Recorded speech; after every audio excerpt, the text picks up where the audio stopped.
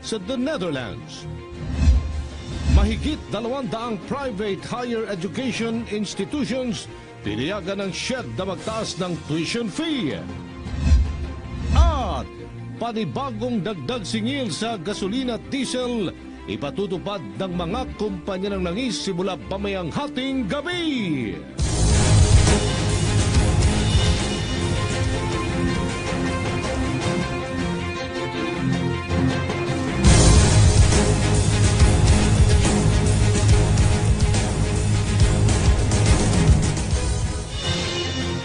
Ngayon ang hukbong sandatahan na tuluyan ng malalansag sa lalong madaling panahon ang mga nalalabing miyembro ng teroristang grupong Mountain na naghahasik ng karahasan sa Marawi City. Ayon sa pamunang militar, may mahigpit na ipinatutupad ng mga tropa ng pamahalaan ng inilatag na mekanismo sa entry at exit points upang matiyak na hindi makakatakas ang mga terorista. May report si Rocky Ignacio. Kinumpirma ni AFP spokesperson Brigadier General Restituto Padilla na malapit na nilang matapos ang misyon ng tropa ng gobyerno laban sa Maute Group sa Marawi City. Sinabi ito ni Padilla sa pagsimula ng Mindanao Hours sa Malacanang, ang programang itinatag para sa makatotohanang impormasyon halos isang linggo matapos ideklara ni Pangulong Rodrigo Duterte ang martial law sa buong Mindanao. Although we do not have a timeline, but we're seeking to end this as soon as possible, our ground commanders have assured that the end is almost there. So we hope to get clear results. Pagtiyak pa nito na kontrolado ng tropa ng pamahalaan ng Marawi City, taliwas sa report na kalahati ng lungsod ay hawak ng teroristang grupo. We have complete control of the city, by the way, contrary to what is coming out in social media and other information, perhaps some fake news. It is not true that half of the city is controlled by the rebels. Totally untrue. The armed forces and the police and all our forces are in complete control of the city except for certain areas of the city where they continue to hold. These are the subject of clearing operations that are continuously being conducted. Maigting pa rin ang operasyon ng pinagsanib na puwersa ng AFP at PNP dahil sa report na nananatiling buhay at nandun pa rin sa Marawi City si Isnilon Hapilon, isa sa mga leader ng Abu Sayyaf Group. Sa kasalukuyan ay wala namang anyang lockdown sa lugar, subalit may mahigpit na mekanismo sa exit at entry point sa mga karatig lalawigan upang maiwasan na makatakas o mapahalo sa sibilyan ang mga tinutugis na miyembro ng Maute Group. So far yung terminong lockdown naman ay hindi naman talaga lockdown na wala na makapasok, wala na makalabas. Ang ginagawa lang po kasi ng ating mga security forces ay sinisigurado lang na ang nakakapasok at nakakalabas is yung mga law-abiding citizens natin at wala pong mahahalong mga masasamang elemento.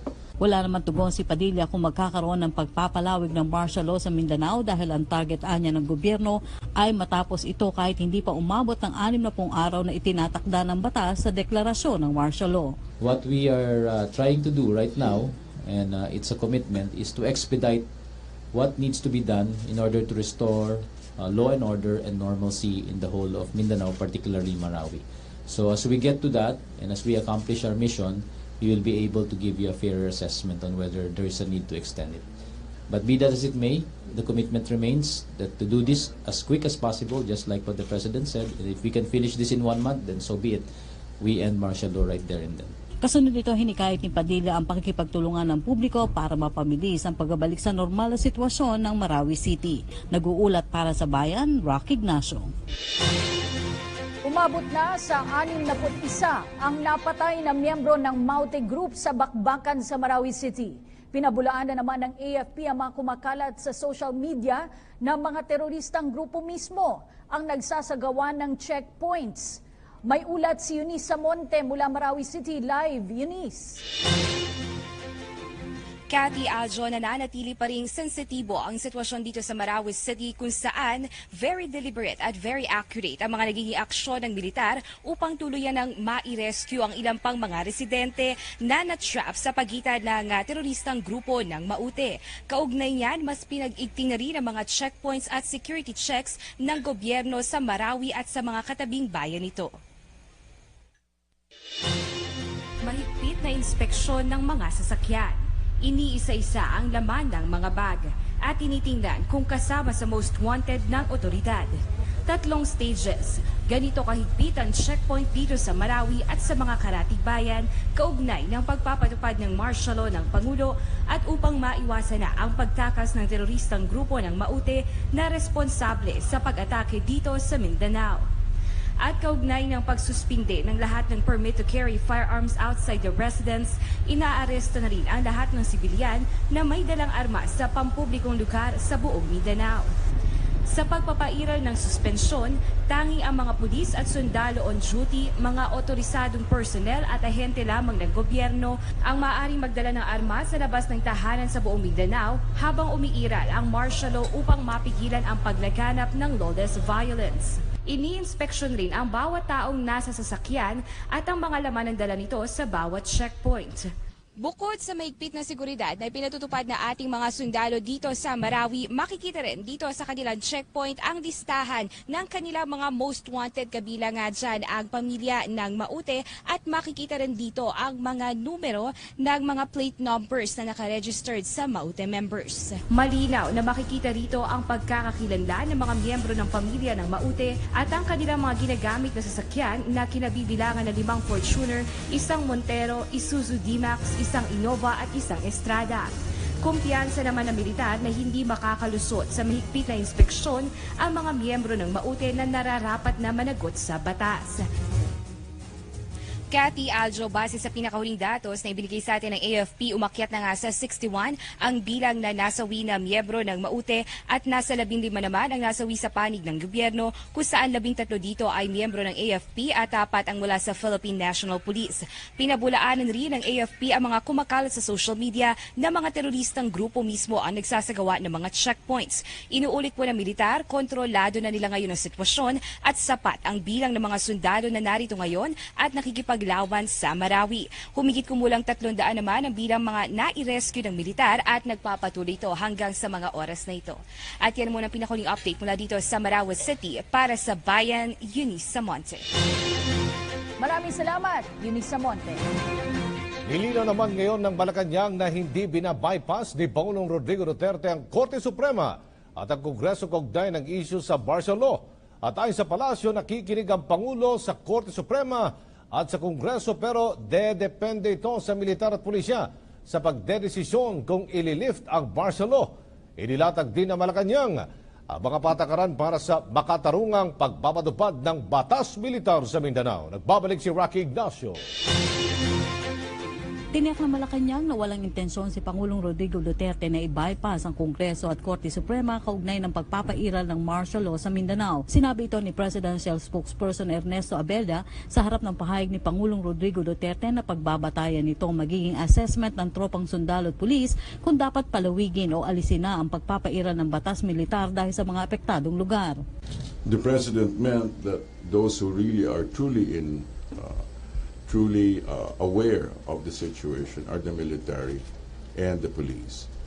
This is not meant to bypass the Supreme Court or the legislative. It simply means to say that those who have true and accurate report on which he will depend on will be the military and the Philippine National Police. Naniniwalang Malacanang na mainam kung magkakaroon ng pag-uusap ang tatlong sangay ng gobyerno, ang ehekutibo, lehislatura at hudikadura sa usapin. There should be a conversation, then they can continue to make decisions and they can continue to make recommendations.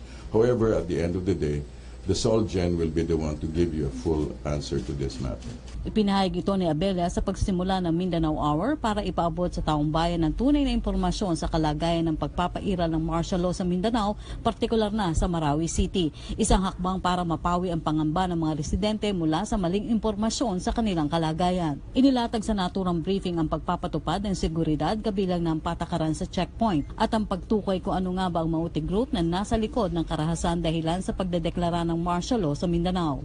A number of checkpoints and roadblocks in Mindanao are expected to be put up. Advisory on checkpoints as follows. A checkpoint must be well lighted, properly identified, and manned by uniformed personnel. Upon approach, slow down, dim lights, and turn on cabin lights. Next, never step out of the vehicle. Next, lock all doors. Only visual search is allowed. Next, no need to submit to a physical or body search. Next, you are not obliged to open the glove compartment, trunk, or bags. Next, ordinary routine questions may be asked. Be courteous but firm with your answers. Next, keep your driver's license and car registration handy and within reach.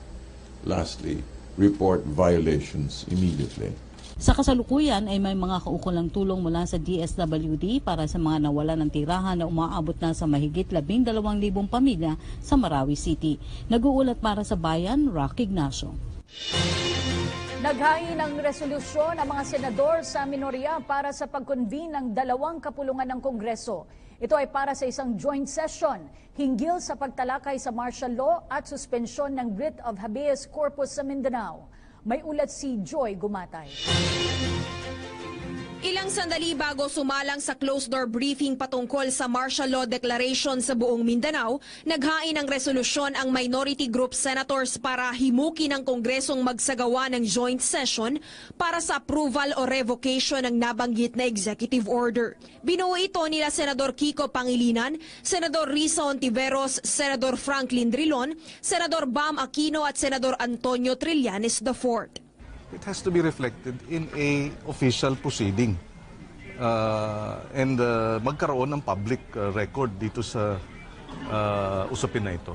Ganito rin ang pananaw ni Senador Risa Ontiveros na naniniwalang mahalagang maipahayag ang boses ng minoryang grupo, gayong ipinagtatanggol nila ang demokrasya ng bansa at karapatang pantao ng mga sibilyang apektado ng sagupaan. Paano po natin malalaman kung hindi majority ng Senate ay gustong mag-revoke ng proklamasyon ng o deklarasyon ng martial law kung hindi kami uupo? At para sabihin na hindi naman kailangan umupo kung hindi ire-revoke, kalahating pagbasa lang yon sa utos ng konstitusyon. Samantala, ibinahagi naman ni Senador Cynthia Villar na sa kanilang special session linggo ng gabi, mayorya ng mga senador ay pabor sa martial law at nakikitang hindi na kailangan pa ng joint session para i-revoke ang deklarasyon. Sapat na ani Villar ang closed-door briefing na pinangunahan nila Defense Secretary Delfin Lorenzana, AFP Chief General Eduardo Año at National Security Advisor Hermogenes Esperon Jr. para malinawan ang legislatibo sa plano ng Pangulo para malabanan ang terorismo sa bansa. Nang matanggap naman ni Senate President Coco Pimentel ang resolusyon mula sa minoryang grupo, aniya, pwedeng mamaya na muna yan, step by step tayo kasi dito kami muna sa substance ng report, inputs from the martial law administrator, si Secretary of National Defense, and then kung let us say satisfied na kami mamaya, then we can now move to the next step. Para sa Bayan, Joy Gumatay. Magkatuwang na ipinatutupad ng militar at pulisya ang martial law sa silangang bahagi ng Mindanao upang matiyak ang seguridad at iligtasan ng lahat ng mamamayan sa riyon. Nagigipagtulungan din ang militar at pulisya sa pagpapakalat ng impormasyon upang maipaunawa sa publiko ang pagdedeklara ng Pangulong Duterte ng martial law. May report si Kirby Cristobal. Nagsanib puwersa na ang Armed Forces at Philippine National Police sa eastern part ng Mindanao, kaugnay ng pag-iral ng batas militar sa rehiyon. Sa naganap na press conference sa isang mall sa Davao City kasama si ng Eastern Mindanao Commander, Lieutenant General Ray Leonardo Guerrero, PNP Regional Director Police Chief Superintendent Manuel Garlan at ang hepe ng Davao Public Safety and Security Command Center, Retired General Benito de Leon. Bilang tagapagpatupad ng martial law sa mga sakop na lugar ng Eastern Mindanao Command, partikular na ang Region 11, 12, ilang bahagi ng Region 10 at 13, makakatuwang nito ang PNP upang mas matiyak ang seguridad at kaligtasan ng mamamayan sa mga nabanggit na lugar. The Eastern Mindanao Command would like to assure the public that the rule of law will be followed in the implementation of martial law in Eastern Mindanao. To make sure that no martial law abuses will be committed by either the AFP or PNP, representatives or the Eastern Mindanao Command will be enlisting the support of a multi-sector advisory group composed of representatives from, among others, the business, legal, media, religious, academe, and LGU sectors. Habang binabalangkas pang guidelines at parameters ng implementasyon ng martial law, mahigpit muna nilang ipatutupad ang mga batas na umiiral sa 1987 Constitution at matiyak na walang aabuso ayon kay General Guerrero. Bukod sa pinaigting na pagbabantay sa mga entry at exit points at sa mga borders patungo sa iba't ibang mga lugar, hinikayat nito ang publiko na maging alerto at mapagmatsyag upang hindi malusutan ng maute terror group. Inihayag rin ng law enforcement agencies na malaki ang pagkakaiba sa martial law noong 1972 at ngayon. Dapat din anyang maramdaman ng ating mga kababayan ang pagiging safe at secure sa lahat ng oras. Sinabi naman ni Retired General De Leon ng Davao Public Safety and Security na humihingi sila ng additional forces sa East Mincom upang maiwasan ang spillover ng Maute Group. Sa kabila na rin ng pagpapataba ng hold and secure method ni Mayor Sara Duterte Carpio, lagi na rin pagbatayan anyang guidelines na nilabas ng lungsod para sa kapakanan ng bawat Dapawenyo. Sa huli, nagbigay ng leaflets ang East Mincom para mas maunawaan maigi ng publiko ang deklarasyon ni Pangulong Duterte ng batas militar sa Mindanao. We have also come up with a leaflet, a flyer, to explain to the public itong what is martial law all about, the reason for the declaration of martial law, and the do's and don'ts, including the rights of every citizen under a martial law regime. So this will be distributed. We hope that this will be circulated to the public so that the public will be aware and yung mga apprehensions sila, questions sila, mga doubts sila will be answered. Mula dito sa Davao City para sa Bayan, Kirby Cristobal. Kapapasok lamang po na balita, nagdesisyon na ang Kamara na mag-convene bilang Committee on the Whole sa Miyerkules, Mayo 31, alas 9 ng umaga, kaugnay pa rin ng deklarasyon ng martial law sa Mindanao.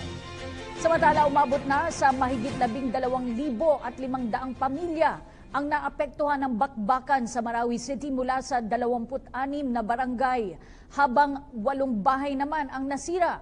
Sa pinakahuling disaster response update ng Department of Social Welfare and Development, mayroong mahigit 1,000 pamilya ang nasa 14 na evacuation centers. Nasa mahigit 1 milyon naman ang tulong na naibigay na ng ahensya. Pinag-ibay ng Philippine Red Cross ay ang operasyong panaklolo upang matulungan ang mga residente ng Marawi City na apektado ng labanan. Ito ay sa pamamagitan ng paglalagay ng mga welfare desks upang maglingkod sa mga mamamayang inilikas sa mga evacuation centers. Kabilang sa operasyon ang pamamahagi ng pagkain, malinis na inuming tubig at ang mga pangunahing pangangailangang katulad ng first aid at blood supply. At ayon kay PRC Chairman Richard Gordon, ang mga welfare desk ay inilagay sa Iligan School of Fisheries, Mindanao State University, Iligan Institute of Technology, Adventist Medical Center at mga evacuation centers. Binigyan din ni Gordon na kailangan matiyak ang kaligtasan at kalusugan ng mga biktima ng kaguluhang inihahasik ng teroristang grupong Maute. Hindi lamang paghahasik ng takot at pangamba ang dahilan ng pag-atake ng Maute Group sa Marawi City.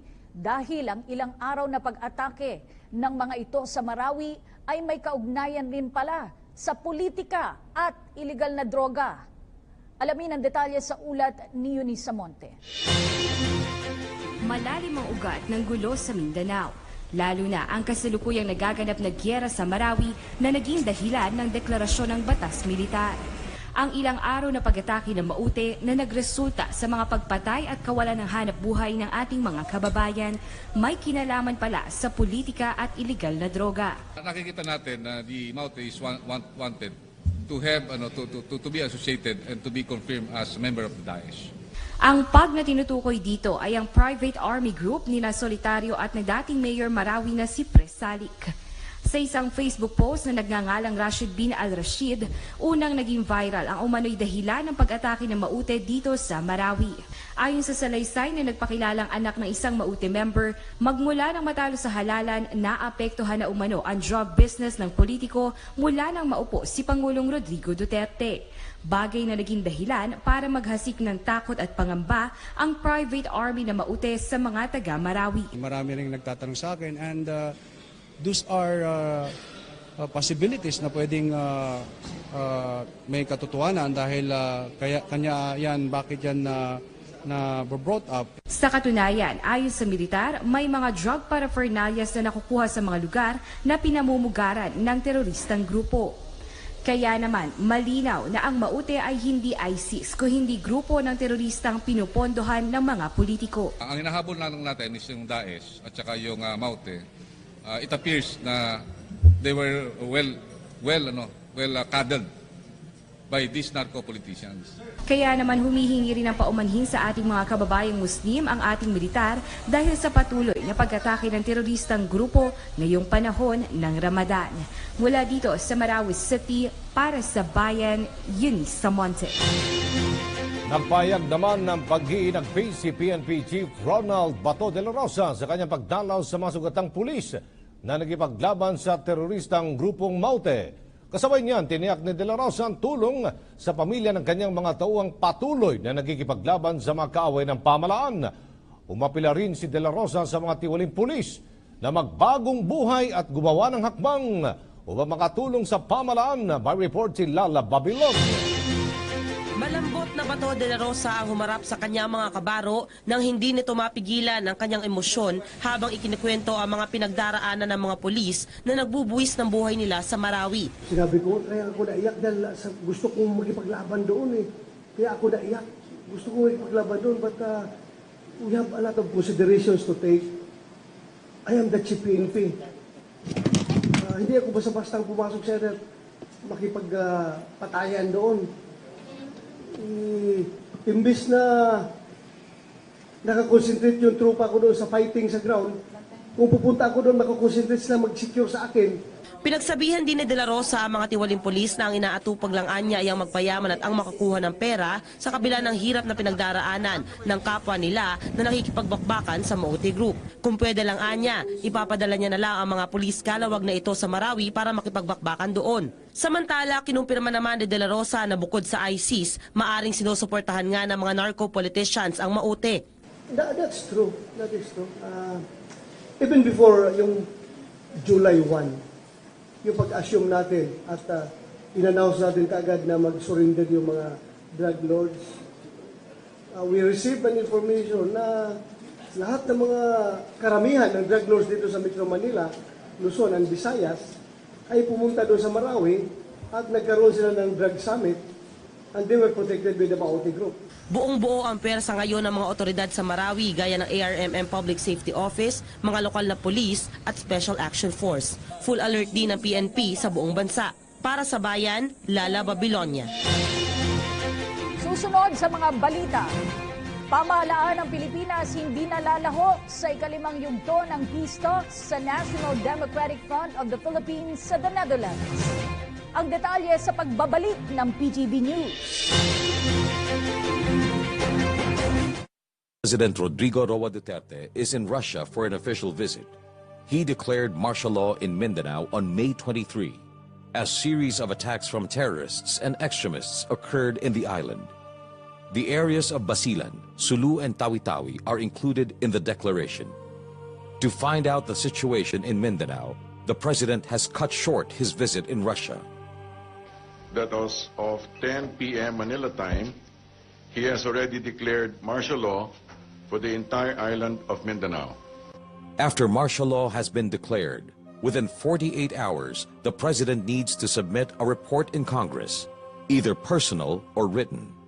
It is stated in our Constitution that martial law and the suspension of writ of habeas corpus is effective only within 60 days. The extension is up to the Congress decision. Martial law can be negated by the majority of votes in Congress. The Supreme Court can also question and decide on the declaration of martial law within 30 days. President Duterte's declaration of martial law in Mindanao aims to protect the residents who are being ruthlessly killed by local terrorists. The proclamation of martial law in Mindanao also aims to eliminate the fear of the Filipinos that the chaos in Mindanao is spreading throughout the country.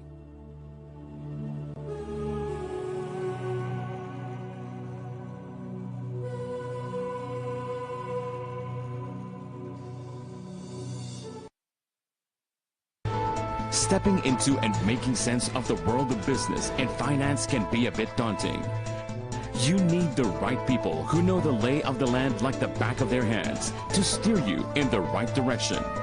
Tony Lopez and Elizabeth Lee, Biz News. every Monday, 8 p.m. only here on PTV. Kung may reklamo ka,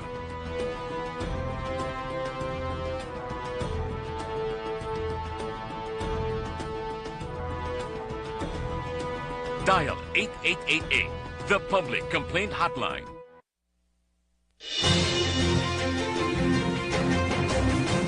Nilinaw ni Secretary Silvestre Bello III na hindi tuluyang ibabasura ng pamahalaan ang usapang pangkapayapaan. Ito ay kasunod ng pag-atras ng pamahalaan sa ikalimang round ng peace talks sa the Netherlands, bunsod ng kautusan ng Communist Party of the Philippines sa New People's Army na paigtingin pa ang pag-atake laban sa tropa ng pamahalaan. May ulat si Sweden Velado. Hindi na makikilahok sa ikalimang yugto ng usapang pangkapayapaan ang gobyerno, alinsunod sa direktiba ni Pangulong Rodrigo Duterte. Inanunsyo ito ni Presidential Peace Advisor Jesus Dureza pasado alas 8 ng gabi sa Netherlands o alas 2 ng madaling araw oras sa Maynila. We are maintaining the decision made not to participate in the 5th round of talks with the Communist Party of the Philippines and the New People's Army and the National Democratic Front. Nananatiling dahilan ang utos ng Communist Party of the Philippines sa New People's Army na paigtingin ang pag-atake laban sa puwersa ng militar, bunsod ng idineklarang martial law ng Pangulo sa buong Mindanao. When you are supposed to join the 5th round of talks, then suddenly you come up with statements urging your forces to intensify the attacks against government. That is not in keeping with that spirit to provide the talks with a conducive atmosphere. Bagamat umatras sa ikalimang yugto ng usapang pangkapayapaan ang GRP, hindi tuluyang binabasura ang peace talks. Wherever you have previously signed agreements, these are agreements that have to be honored and are valid unless otherwise revoked. Umaasa naman si NDFP Chairman Fidel Agkawili na ligtas pa ring makakauwi ng Pilipinas ang kanilang mga consultant kahit hindi umarangkada ang 5th round of peace talks. Since the talks are not terminated, the peace negotiations are not terminated, then the joint agreement on safety and immunity guarantees remain in place. Sa kabila ng bagong development sa usapang pangkapayapaan, sa tamang panahon ay handa pa rin namang bumalik sa peace table ang parehong panig ng GRP at NDFP. Ito rin ang paniwala ng Royal Norwegian Government na tumatayong facilitator ng Philippine peace process. What defines a successful peace process is not the absence of crisis, but the ability of the parties to overcome them and push through. Para sa Bayan, Sweden Velado, Noordwijk, Netherlands. Tiniyak ngayon ng pamunang militar na nananatiling handa ang hukbong sandatahan sa anumang opensiba at karasang posibleng ihasik ng New People's Army.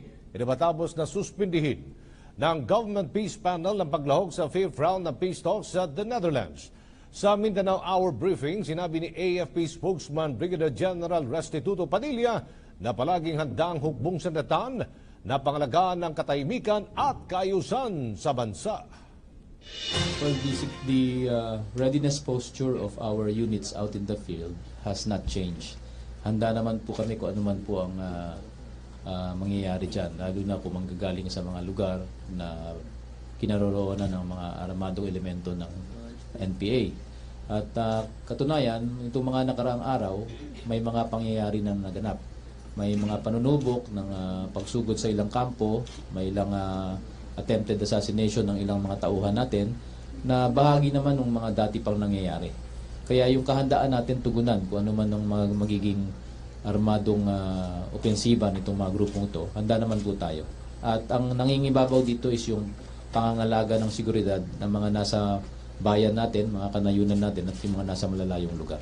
So, that is our primordial concern, to protect our people and keep the security in all these areas.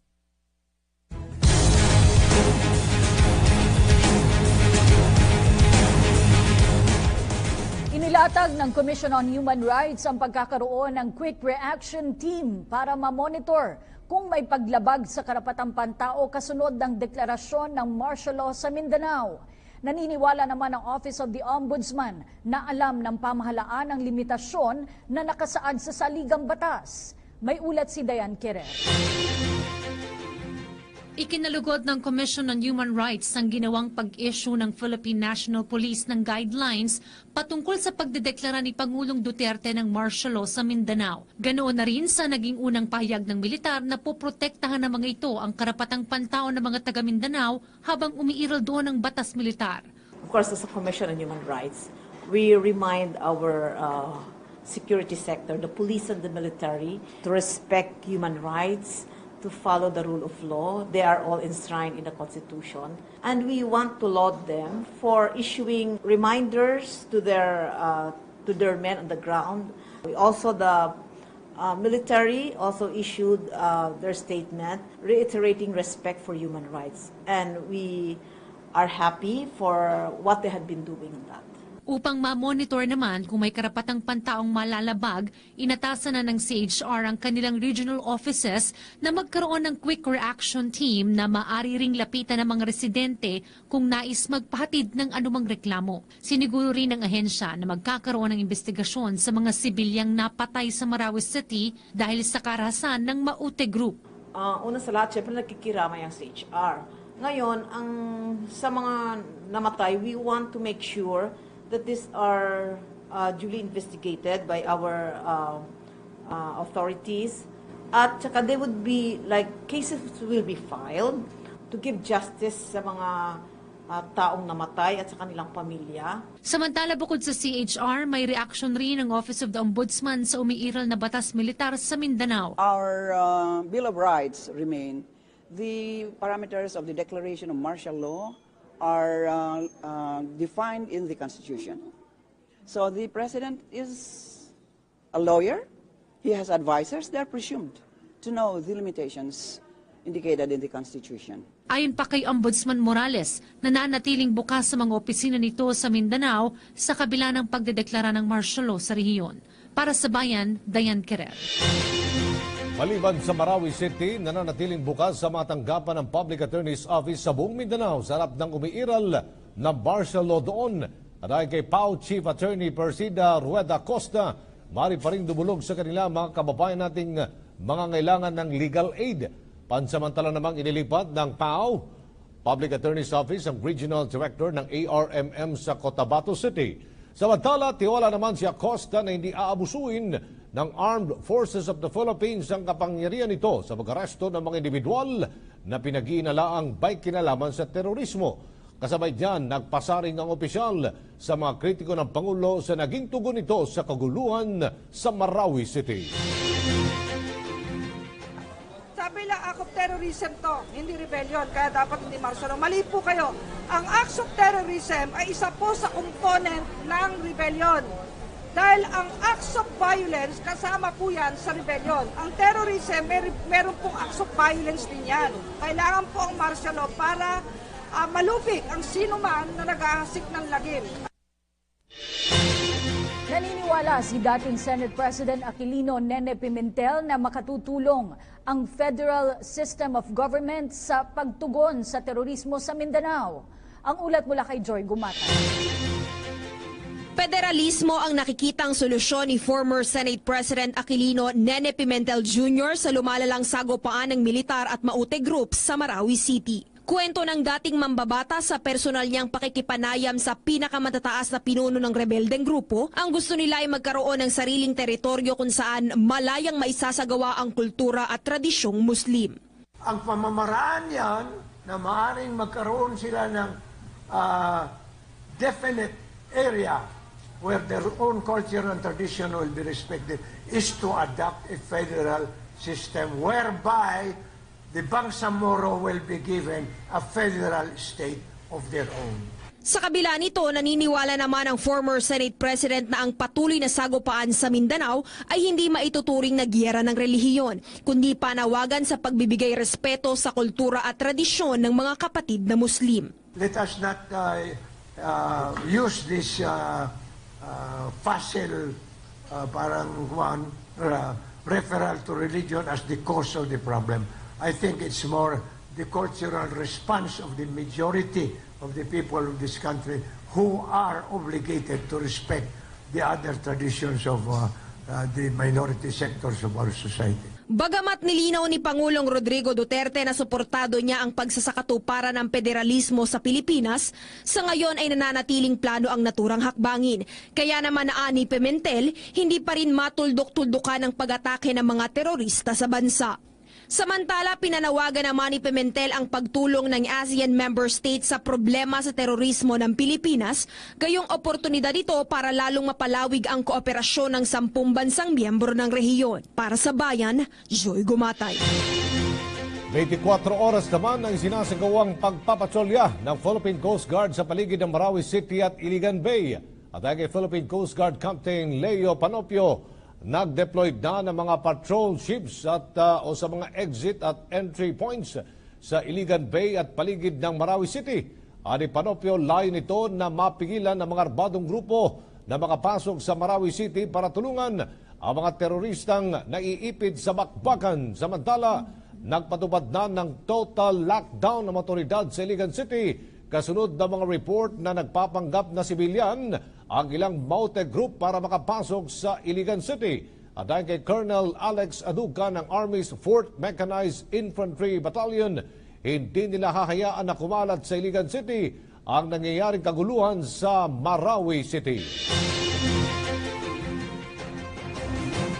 Binulabog ang Kampo Krame ng isang bomb scare matapos matagpuan ang isang abandonatong bag sa Gate 2 ng PNP Headquarters pasado alas 9 ng umaga. Hindi muna pinalapit ang mga pedestrian at mga motorista sa lugar. Pero kinalaunan, nagnegatibo sa bomba ang bag na naglalaman lamang pala ng mga pampersonal na gamit. Hindi pa malaman ng PNP Bomb Squad kung sino ang nag-iwan ng nasabing bag. Base po sa report ng security ng headquarters sa service ng Krame is binaba daw sa jeep yan, pero hindi nila na-determine kung sino nagbaba ng packages. Pinaalalahanan naman ng US Embassy ang kanilang mga mamamayan kaugnay sa pag-igbit ng seguridad ng Philippine National Police at sa mga umiiral na checkpoints sa Metro Manila. Sa nilabas na security message, pinaliwanag ng US Embassy na mga checkpoints at malawakang police visibility ng PNP ay bahagi ng hakbang ng pamalaan kaugnay ng deklarasyon ng Barcelona sa Mindanao at walang kaugnayan sa banta ng terorismo sa Metro Manila. Paalala pa ng US Embassy sa kanilang mamamayan, asahan na ang maigpit na pagbabantay sa mga posibleng targetin ng mga terorista katulad ng mga terminal ng sasakyan, shopping malls, mga palengke at iba pang mga matataong lugar.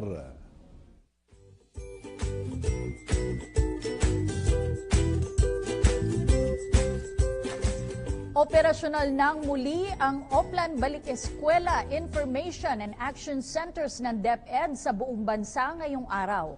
Mula alas 7 ng umaga hanggang alas 6 ng gabi araw-araw, handang tugunan ng mga ito ang mga karaniwang problema bago, tuwing at pagkatapos ng pasukan. Sa Metro Manila, maaaring ilapit ang mga tanong o reklamo sa punong tanggapan ng DepEd sa Pasig City. Tumungo lamang po doon o di kaya tumawag sa mga numerong inyong nakikita sa inyong TV screen. Magtatagal ang Oplan Balik Eskwela Centers hanggang June 16. Inaprobahan na ng Commission on Higher Education ang pagtataas ng tuition fee at iba pang bayarin ng mahigit 200 pribadong kolehiyo.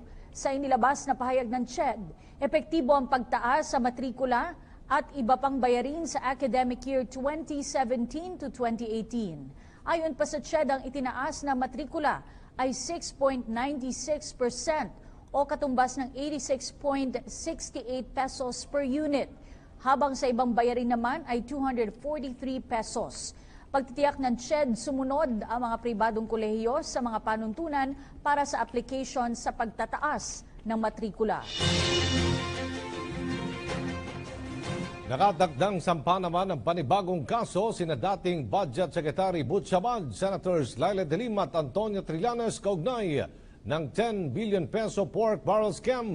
Ito sinabi ni Justice Secretary Vitaliano Aguirre matapos niyang makausap ang abogado ng tinaguriang pork barrel queen na si Janet Lim Napoles. At ayon kay Aguirre, sinabi ng abogado ni Napoles na nakahanda na silang lumabas at sampa ng reklamo sa DOJ ang ibang may kinalaman sa paglustay sa pork barrel fund.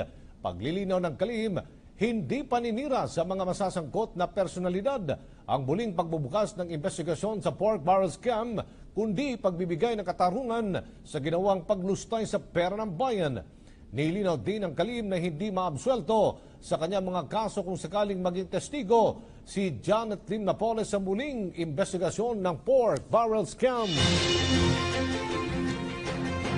Mahigit 5 bilyong pisong halaga naman ng shabu ang nasabat na otoridad sa isang warehouse sa Valenzuela City. Matapos makatanggap ng impormasyon ang customs mula sa Office of National Narcotics Control Commission ng China hinggil sa shipment. Ma-report si Pauline Recuesto. Ipiniresenta ng National Bureau of Investigation ang 505 kilo ng shabu na nagkakahalaga ng mahigit 5 bilyong piso na nasabat mula sa isang warehouse sa Valenzuela City noong nakaraang Sabado. Nakipagtulungan ng NBI sa Bureau of Customs at PNP Valenzuela para sa drug bust operation. Ayon sa mga otoridad, nakatanggap ang customs ng impormasyon mula sa Office of National Narcotics Control Commission ng China hinggil sa shipment. Sa bisa ng isang letter of authority mula kay Customs Commissioner Nicanor Faeldon, binuksan ang mga cylinder na naglalaman ng illegal na droga. Malaking possibility na syndicated ito kasi organized ang paggalaw po nila. It took us 4 hours just to open a very small part ng metal. So without special equipment, hindi po talaga mabubuksan. Napakahirap po. Ganun sa kakonsil. Patuloy ang investigasyon ng mga otoridad sa kaso at inaalam na ng BOC kung paano nakalusot sa customs ang mga ipinagbabawal na gamot.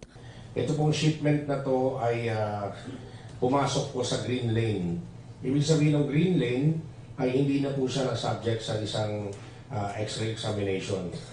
Kung anong dahilan, yan po yung ginagawa po natin ngayon at iniimbestigahan natin. Tiniyak naman ng BOC na mananagot ang mga empleyado nitong may kaugnayan sa pagpasok ng kilo-kilong shabu. Nasa kustodiya na ng PIDEA ang consignee ng kargamento. Tiniyak naman ng mga otoridad na patuloy ang pagtutulungan ng mga ahensya ng gobyerno para masugpo ang iligal na droga sa bansa. Yung pinakitang kooperasyon sa iba't ibang sangay ng gobyerno ay nakaani ng magandang imahe doon sa international community kung kaya sila ay nagbigay ng suporta. And again, yung shared intelligence information by our foreign counterparts was promptly and appropriately acted upon. Para sa Bayan, Pauline Recuesto.